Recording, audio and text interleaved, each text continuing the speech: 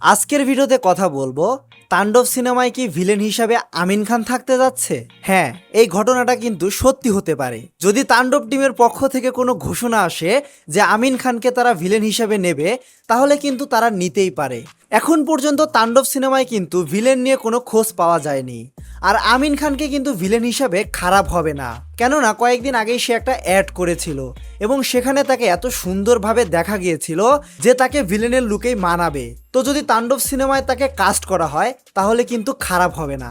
আমিন খান কিন্তু একজন ভালো অভিনেতা, সে অনেক আগে থেকে সিনেমা করে। সে কয়েকদিন আগে একটা ইন্টারভিউতে বলেছিল যে সে ভালো গল্প খুঁজছে, কিন্তু সে ভালো কোনো গল্প পাচ্ছে না।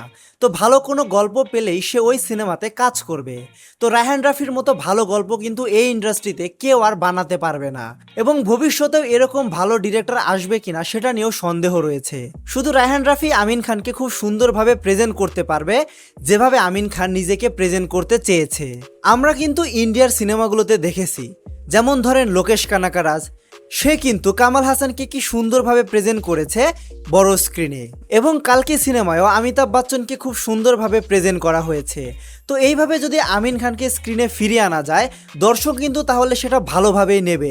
বাংলাদেশে তো সুপারস্টার বলতে একজনই আছে, সে হলো শাকিব খান, কিন্তু শাকিব খানের আগেও কিন্তু অভিনয় করেছিল আমিন খান।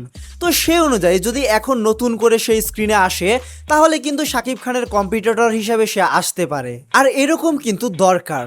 ইন্ডাস্ট্রিতে কম্পিটিশন না থাকলে একজনের সিনেমা দিয়ে কিন্তু ইন্ডাস্ট্রি চলবে না। আর আমিন খান আগেও বড় বড় সিনেমা করেছে, আরও ভালো ভালো অভিনেতার সাথেও অভিনয় করেছে।